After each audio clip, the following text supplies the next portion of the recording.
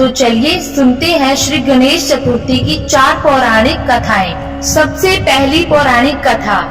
पौराणिक एवं प्रचलित श्री गणेश कथा के अनुसार एक बार देवता कई विपदाओं में घिरे थे। तब वह मदद मांगने भगवान शिव के पास आए।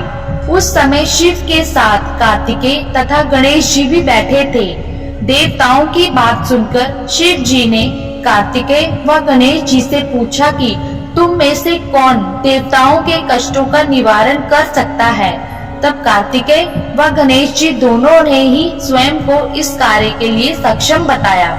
इस पर भगवान शिव ने दोनों की परीक्षा लेते हुए कहा कि तुम दोनों में से जो सबसे पहले पृथ्वी की परिक्रमा करके आएगा वही देवताओं की मदद करने जाएगा।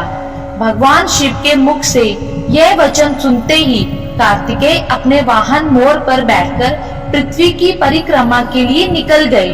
परंतु गणेश जी सोच में पड़ गए कि वह चूहे के ऊपर चढ़कर सारी पृथ्वी की परिक्रमा कैसे करेंगे, तो इस कार्य में उन्हें बहुत समय लग जाएगा। तभी उन्हें एक उपाय सूझा। गणेश जी अपने स्थान से उठे और अपने माता पिता की 7 बार परिक्रमा करके वापस बैठ गए।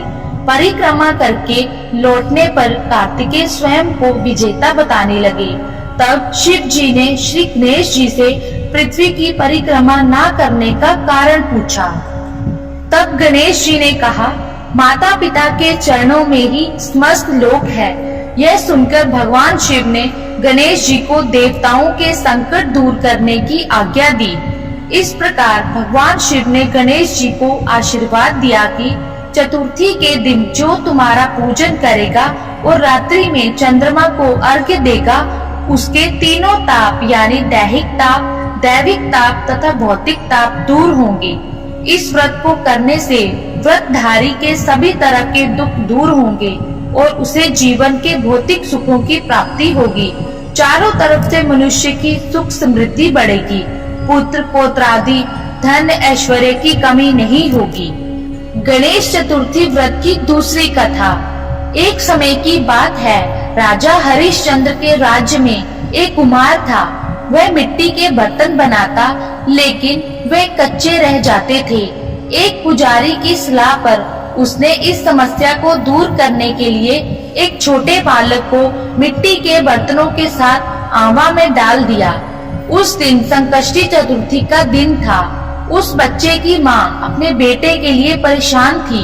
उसने गणेश जी से बेटे की कुशलता की प्रार्थना की।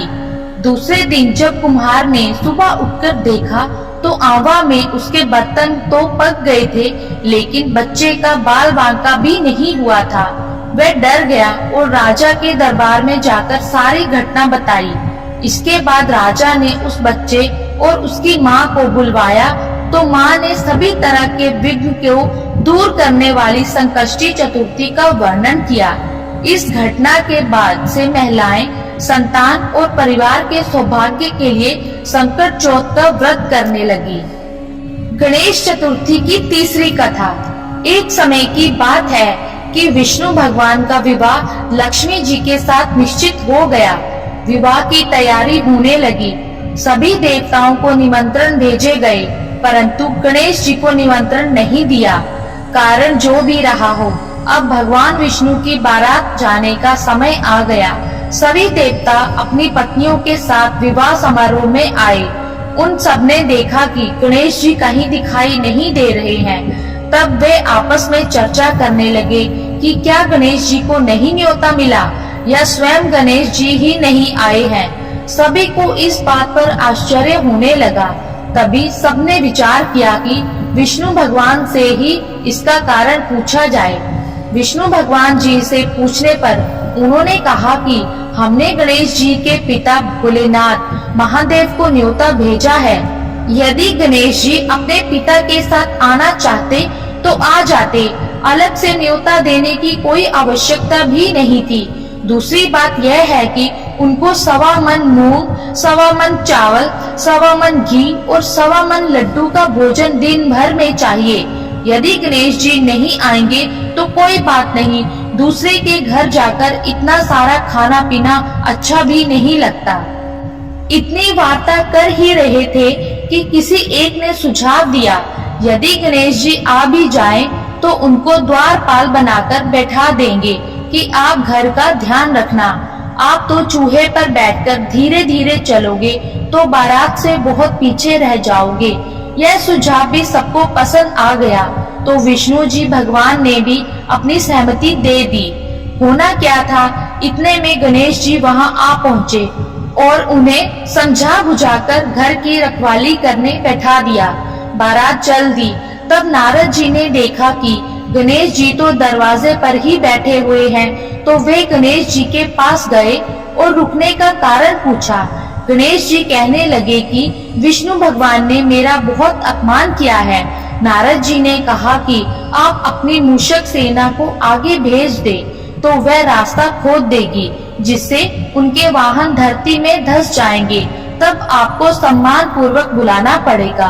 अब तो गणेश जी ने अपनी मूषक सेना जल्दी से आगे भेज दी और सेना ने जमीन पोली कर दी। जब बारात वहां से निकली तो रथों के पहिए धरती में धंस गए। लाख कोशिश करने पर पहिए नहीं निकले। सभी ने अपने अपने उपाय किए, परंतु पहिए तो निकलने का नाम ही नहीं ले रहे थे, बल्कि जगह जगह से टूट गए। किसी की समझ में नहीं आ रहा था कि अब क्या किया जाए। तब नारद जी ने कहा, आप लोगों ने गणेश जी का अपमान करके अच्छा नहीं किया।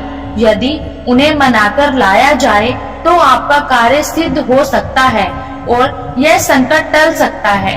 शंकर भगवान जी ने अपने दूत नंदी को भेजा और वे गणेश जी को लेकर आए। गणेश जी का आदर सम्मान के साथ पूजन किया। तब कहीं रथ के पहिए निकले।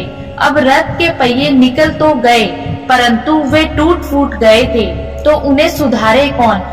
पास के खेत में खाती काम कर रहा था, उसे बुलाया गया। खाती अपना कार्य करने के पहले श्री गणेशाय नमः कहकर गणेश जी की वंदना मन ही मन करने लगा। देखते ही देखते खाती ने सभी पहियों को ठीक कर दिया। तब खाती कहने लगा कि हे देवताओं, आपने सर्वप्रथम गणेश जी को नहीं मनाया होगा और ना ही उनकी पूजन की होगी, इसलिए तो आपके साथ यह संकट आया है। हम तो मूर्ख अज्ञानी हैं, फिर भी पहले गणेश जी को पूजते हैं, उनका ध्यान करते हैं। आप लोग तो देवता गण हो, फिर भी आप गणेश जी को कैसे भूल गए। अब आप लोग भगवान श्री गणेश जी की जय बोलकर जाएं, तो आपके सब काम बन जाएंगे और कोई संकट भी नहीं आएगा। ऐसे कहते हुए बारात वहां से चल दी और विष्णु भगवान का लक्ष्मी जी के साथ विवाह संपन्न करा के सभी सकुशल घर लौट आए।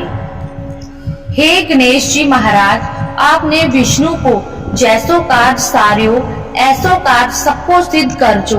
बोलो गजानन भगवान की जय। गणेश चतुर्थी की चौथी कथा।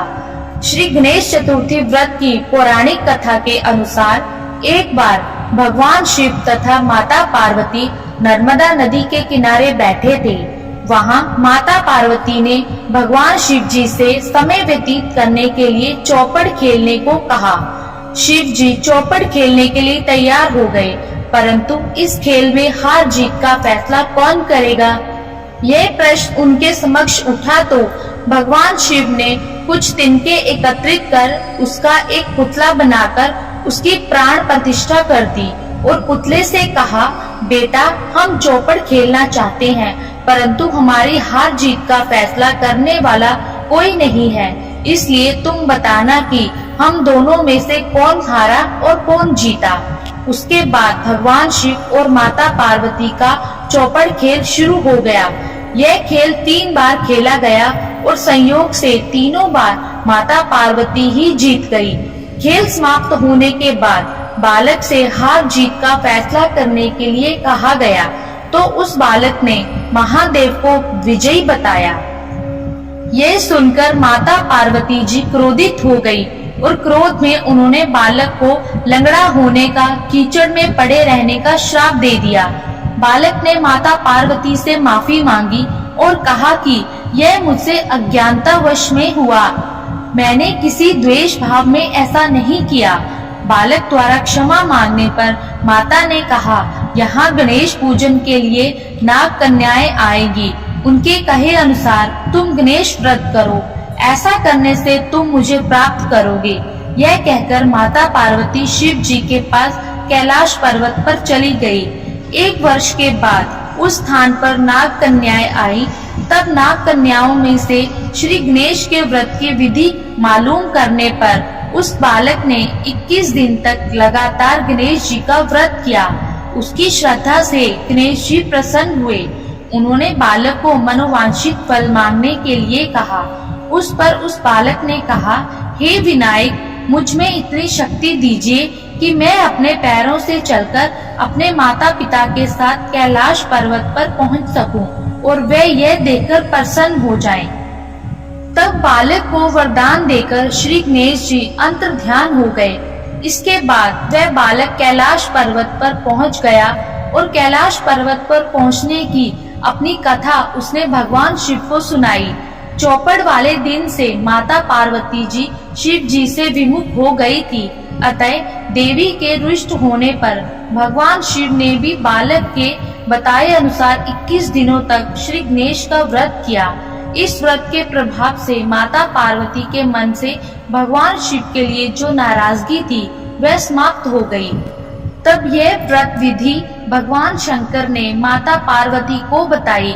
यह सुनकर माता पार्वती के मन में भी अपने पुत्र कार्तिकेय से मिलने की इच्छा जागृत हुई। तब माता पार्वती ने भी 21 दिन तक श्री गणेश जी का व्रत किया तथा ध्रुवा, फूल और लड्डुओं से गणेश जी का पूजन अर्चन किया। व्रत के 21वें दिन कार्तिकेय स्वयं माता पार्वती जी से मिलने आ गए। उस दिन से श्री गणेश चतुर्थी का यह व्रत समस्त मनोकामनाओं की पूर्ति करने वाला व्रत माना जाता है। इस व्रत को करने से मनुष्य के सारे कष्ट दूर होकर मनुष्य को समस्त सुख सुविधाएं प्राप्त होती है। तो ये थी गणेश चतुर्थी की 4 प्रमुख पौराणिक कथाएं।